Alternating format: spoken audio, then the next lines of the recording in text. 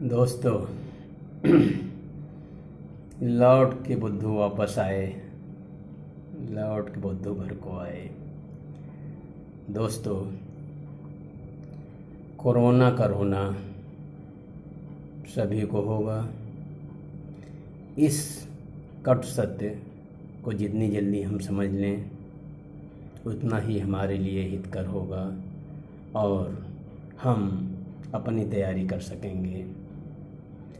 ये बीमारी उसी तरह से पैर पसारती है जैसे कभी आंखें एक साथ आ जाती थी, जुकाम एक साथ होता था। ये कोरोना भी उसी तरह से कभी धीमा, कभी जोर, कभी जी तोड़ कोशिश करता रहेगा। यदि हम इस वास्तविकता को समझ लेते हैं तो हम उसके लिए तैयारी कर सकते हैं, और यदि हम तैयार हैं पहले से ही तो फिर हम अपना बचाव कर सकते हैं। बचाव के रास्ते हम सोच सकते हैं। यदि आप पहले से जागरूक हैं, पहले से तैयार हैं कि कोरोना से हमें कैसे लड़ना है, तो फिर ये 99% बिल्कुल आप श्योर हो सकते हैं कि अब कोरोना से आपकी जीत निश्चित होगी, निश्चित होगी, निश्चित होगी।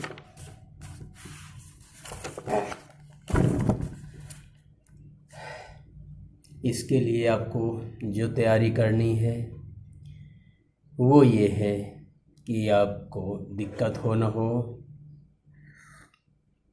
कोरोना हो ना हो, आपके पास एक आज ही थर्मामीटर होना चाहिए, आपके पास एक ऑक्सीमीटर होना चाहिए जो ऑक्सीजन को नापने के काम आएगा।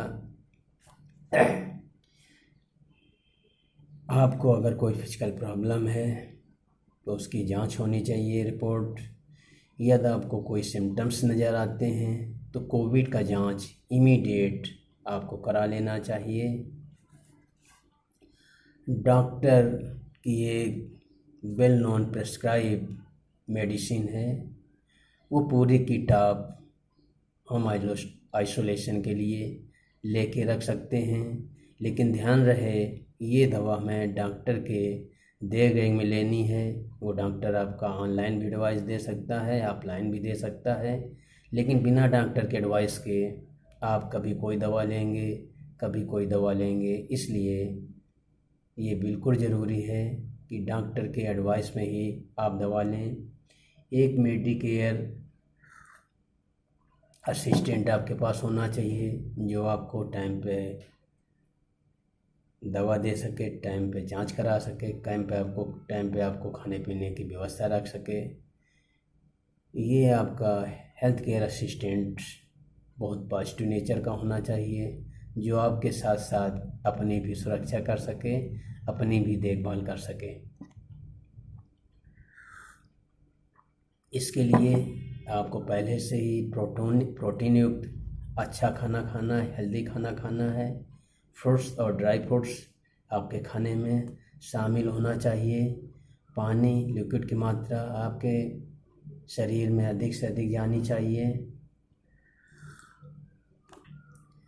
समय समय पर आपको अलर्ट रहना है, अपनी खुद की निगरानी करनी है। कोई भी सिम्टम्स आता है आपको नज़रअंदाज नहीं करना है, क्योंकि आप पहले